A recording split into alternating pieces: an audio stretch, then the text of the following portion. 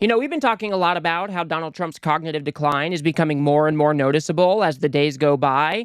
And I know he's never been accused of being a smart person. I know he doesn't have a very comprehensive understanding of very many topics at all. So I've really been trying to distinguish what is cognitive decline versus Trump's childlike understanding of some of these complex topics. And as we take a look at this conversation with Mark Carney in the Oval Office, I think we should all ask ourselves the question, is this Donald Trump's stupidity? Or is this Donald Trump's deteriorating brain? So let's go ahead and take a look at many clips from this interview. We'll go ahead and start things off with normal Trump stuff. Here he is saying that he is the best thing that has happened to Mark Carney. If you guys do appreciate my work, please do remember to subscribe. It's a great honor to have Prime Minister Mark Carney with us. As you know, just a few days ago, he won a very big election in Canada. And I think I was probably the greatest thing that happened to him, but I can't take full credit. His party was losing by a lot, and he ended up winning. So I really want to congratulate him. It was probably one of the greatest comebacks in the history of politics, maybe even greater than mine. I was so unpopular up there in Canada that I staged the greatest comeback for a liberal candidate, guys. Look what I did. I was so hated that the liberal won in Canada. Obviously, this is just normal nonsense from Donald Trump. Obviously, he always finds a way to tie things back to himself and his awesome greatness. And that's exactly what we are seeing here. But I think it's absolutely hilarious that he thinks that this is some sort of win for him because he became one of the most hated men in Canada. I mean, this dude, he just don't quit. Let's move on to this one where he's bragging about all of the gold in the Oval Office. And it's an honor to have you at the White House and the Oval Office. And you see the new and improved Oval Office as it becomes more and more beautiful with love. You know, we handle it with great love. And 24-karat gold, that always helps too, right? Oh, so cool, guys. More and more 24-karat gold in the Oval Office. Doesn't it look so beautiful? Aren't I doing such an amazing job, guys? I'm doing so good, right? Right? I don't know what his infatuation is with these gaudy type looks, all of the gold everywhere. It really just feels like he wants to be like an old style king or something where you walk in the room and everything is coated in gold. It looks absolutely terrible, but it's a sign of strength in Donald Trump's eyes. I don't know if that is what is going on here, but I find it quite weird. So, I don't know. Let's go ahead and move on to some more substantive stuff where he says, you know, what is the top concession that he wants to get out of Canada? And you will never believe his answer. What's the top concession you want out of Canada? The top concession you want out of Canada? Concession? Yes. Friendship. But that's not a concession. No, we're going to be friends with Canada. Regardless of anything, we're going to be friends with Canada. Canada is a very special place to me. I know so many people that live in Canada. My parents had relatives that lived in Canada, my mother in particular. And I love Canada. I have a lot of respect for the Canadians. Wayne Gretzky. And then, of course, he goes on to his Wayne Gretzky diatribe. What happened to the Trump who said that Canada is going to be the 51st state? What happened to the Trump that said, hey, we're just going to redraw the border a little bit so America takes some of your land? What happened to that Trump? Why is Trump just folding over now and bitching out now that he's in the room with Mark Carney? Oh, maybe because he is a weak man? I mean, it is absolutely pathetic that anybody looks up to this guy and says, yeah, that's my guy. He's the strong leader. He's doing what he can for the United States. And then he just backtracks or doesn't even bring up many of the things that he's been blustering about when Canada isn't around. I mean, and then he is asked whether or not he still does want to make Canada the 51st state. Yeah. No. Well, I still believe that, but you know, it takes two to tango, right? But no, I do. I mean, I believe it would be a massive tax cut for the Canadian citizens. You get free military, you get tremendous medical cares and other things. There would be a lot of advantages, but it would be a massive tax cut. And it's also a beautiful, you know, as a real estate developer, you know, I'm a real estate developer at heart. When you get rid of that artificially drawn line, somebody drew that line many years ago with like a ruler, just a straight line right across the top of the country. When you look at that beautiful formation when it's together. I'm a very artistic person, but when I looked at that beauty, I said, that's the way it was meant to be. But, you know, I do feel it's much better for Canada. What is he doing? Oh, you know, when I was drawing the border and I'm very artistic, by the way, but I really think it would be better for Canada if they were just to become the 51st state because they get tax cuts, guys. I mean, what is he doing? He is such a weak and feckless man.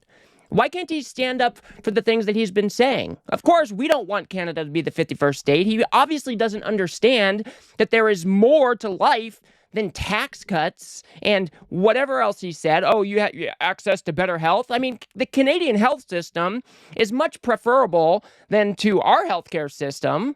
And Canadians have Canadian pride. They like being Canadian. They don't want to be American. They like what they got going. Donald Trump just has no understanding of any of that. He just thinks it comes down, oh, well, it's a real estate deal, guys. We can just move that border up a little bit, and I can become really artistic with the border lines, and you're going to get tax cuts. So then Mark Carney jumps in and says, you know, Canada will never be for sale. Well, if I may, as you know from real estate, there are some places that are never for sale. That's true. We're sitting in one right now, you know, Buckingham Palace, that you visited as well. That's true. And having met with the owners of Canada over the course of the campaign last several months, it's not for sale, won't be for sale ever. But the opportunity is in the partnership and what we can build together. And we have done that in the past. And part of that, as the president just said, is with respect to our own security. And my government is committed for a step change in our investment in Canadian security and our partnership. And I'll say this as well, that the president has revitalized international security, revitalized NATO, and us playing our full weight in NATO, and that will be part of it. That's true. I find it really concerning that every single meeting that we see in the Oval Office with other world leaders is all of these leaders, they have to handle Trump with kid gloves. They have to give him a compliment sandwich. Oh, you're doing so great here. You're doing so great there. But Canada will never, ever be for sale. Don't you ever think about it for 1 second. Oh, and you've done such a good job of bringing NATO together and bolstering national security. This is pathetic. It is an embarrassment for the United States. Donald Trump is such a weak and feckless leader who has to get praised by anybody around him, and this is what we get. I don't fault Mark Carney for doing this. He's looking out for the best interest of the Canadian people. But it is absolutely insane that a president of the United States has to be treated like this because he has such a fragile ego that if anything goes wrong in the slightest, like we saw with Zelensky, well, things just might blow up in your face because Donald Trump is a weak and feckless man. It is insane. It is insane. It is so embarrassing to be an American right now. Let's move on to this, where he says, yeah, we're not losing anything by not trading with our trading partners. And, we lost $1 trillion to China on trade because of an incompetent president that we had who preceded me, grossly incompetent. You're finding it out more and more now. And by not trading, we're losing nothing. So we're saving $1 trillion. It's a lot. But they want to negotiate and they want to have a meeting, and we'll be meeting with them at the right time. But you haven't met with them yet. I have not met with them, of course. You would know if I met, I'd tell you. So here is Donald Trump admitting that, no, I haven't had any meetings with China. Isn't that the exact opposite of what he has been saying for the last couple of weeks? Of course we're meeting with China. We're getting the deal. We're getting the deal done. We're getting closer to a deal. We're working with China every day, all day. Isn't that what Trump has been saying for the last couple of weeks? And then he comes and admits, yeah, I haven't met with China. And this understanding of trade relationships is just elementary. This is why I say, is this Donald Trump's deteriorating brain? Or is it his childlike understanding of how trade negotiations or trade partnerships work? To say that we're not getting anything out of a trade deal is ludicrous. Of course, we give China money and then we get in return the products that we bought. So to say that, oh, we're not missing out on anything by not trading with our trading partners is an absurd statement to make. These are mutually beneficial relationships. Canada gives us money. We give them products that they want. We turn around, we take some of our money, we give it to Europe, and we get products that we want. I mean, these are mutually beneficial relationships, but Donald Trump thinks of this as like a zero-sum game or something. If we're buying more from China than they're buying from us, we're somehow losing out on the deal. It is, again, it's elementary. It is pathetic. He is the president of the United States. Let's go ahead and move on to him saying this. Oh, we don't have to sign any deals. They have to sign the deals. A situation, because everyone says, when are you going to sign deals? We don't have to sign deals. We could sign 25 deals right now, Howard, if we wanted. We don't have to sign deals. They have to sign deals with us. They want a piece of our market. We don't want a piece of their market. We don't care about their market. What is he talking about? What do you mean we don't have to sign any trade deals? Isn't that what a deal is? When, two parties come together, two or more parties come together, and we agree on some shared outcome by signing some sort of contract, some sort of deal? What do you mean we don't have to sign deals? What are you talking about? You guys have been going on for the past 2 or 3 weeks saying, oh, we're getting closer to the deal. We're getting closer to the deal. We're getting the better end of the deal. And now you're saying, oh, we don't need to sign anything. They need to come to us and they need to sign something. What are you talking about, dude? I think maybe it's a combination of the two. His brain is severely broken or diminished. It's deteriorating. It's melting. You use whatever word you want there. And then he just has no understanding of these things to start with. He doesn't know what a trade deficit is. He doesn't know what trade negotiations are. He doesn't understand that these are not zero-sum games, that we trade with trading partners because they are mutually beneficial. And to say that these people only want access to our markets and we don't want access to their markets, it's a stupid thing to say. Other parts of the world make things better than we make them here. Sometimes, we don't even make the things that we want here in the United States, so we turn to other countries and other trading relationships to fulfill those needs or wants. I mean, what is he talking about? Of course we want access to other markets. That's been one of his rallying cries. Well, they need to open up their markets to us. He's been saying that ever since he got sworn in as the 47th. I mean, what is he talking about? Let's move on to this clip where he tries to say that the United States is akin to a luxury store. We will sign some deals, but much bigger than that is we're going to put down the price that people are going to have to pay to shop in the United States. Think of us as a super luxury store, a store that has the goods. You're going to come and you're going to pay a price, and we're going to give you a very good price. We're going to make very good deals, and in some cases, we'll adjust. We're the store. We're the luxury store with the goods, and we're going to make good deals, and maybe sometimes we'll adjust, guys, because we're the luxury store, and I, Donald Trump, I set the price. I am the king.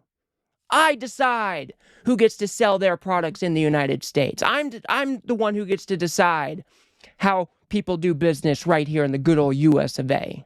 Again, this is a childlike understanding of how trade relationships work. We just went over this over and over and over again. I don't think I need to repeat myself. But to think that we are a luxury store that is only selling things without anything in return, again, it is a stupid line of thought. Donald Trump wants to be a king, and by posing himself as the owner of the luxury store who gets to set the price, he gets to fulfill that fantasy in his head once again. It is absolutely insane. This is the president of the United States. We'll go ahead and do this one last clip here where he tries to say that, yeah, we don't do much business with Canada. They do business with us. Well, we don't do much business with Canada from our standpoint. They do a lot of business with us. We're at like 4%, and usually those things don't last very long. We have great things, great product. The kind of product we sell, nobody else can sell. Again, Donald Trump is just lying here once again. Canada, I believe, is our #1 consumer of exports. So on a per capita basis, or however that works out, they are the largest consumer of our exports. And to think we only do 4% of business the other way around, that is also ludicrous. I think it's closer to 17% or somewhere in that ballpark. So Donald Trump, again, has no idea what he is talking about. We trade with Canada because they have things that we want, and we have things that they want. And we have a trade relationship that is mutually beneficial for both countries. We are, like brothers and sisters, Canada and the United States. They are our biggest trading partner. And Donald Trump, again, what is this? Is this a deteriorating brain, or is it Donald Trump's childlike understanding of how any of this stuff works? Is he really this stupid? It's really hard to tell sometimes. He clearly doesn't know that these relationships are mutually beneficial, that when we buy stuff, we get stuff in return. He thinks that we just, give these people money and get nothing in return. I mean, again, how is it that the President of the United States has such a lack of understanding in these matters, and he is the person who is supposed to be guiding us through the next 4 years? I mean, are you kidding me? Again, I really don't know how to best classify this, but I want you guys to tell me in the comments, what do you guys think? Is this Donald Trump's deteriorating brain? Is he really this dumb? Or is he really this old, I guess I should say? Or is Donald Trump this dumb? Is this stupidity kind of the baseline for Donald Trump? Again, this was just another embarrassing showing for the United States of America. Mark Carney, I think, played Donald Trump like a fiddle, like everybody else does in these scenarios. Donald Trump has to sit there and brag about how good he is and all these good things that he's doing, and, makes himself out to be this king who's going to set the price on the luxury store of the United States. And I know it's getting tiresome covering all of these press conferences, but this is the President of the United States. He is the person who is currently wrecking our economy. And so we have to keep up on all of this stupidity or this mental decline that we are currently experiencing from the Commander-in-Chief. So I will leave it there for now, guys. If you guys got anything out of this video, please do remember to smash that like button and subscribe. Maybe share with a friend or two. I'd very much appreciate that. We are trying to build something here on the left that adequately pushes back against the right-wing media ecosystem that will just cover up for Donald Trump in scenarios like this, day in and day out. So if you do like what I do here, please do remember to hit that subscribe button. It is free. And if you guys want to see another Republican getting roasted at his very own town hall in New York, go ahead and watch that video on the screen now. Otherwise, I'll see you guys on the next one.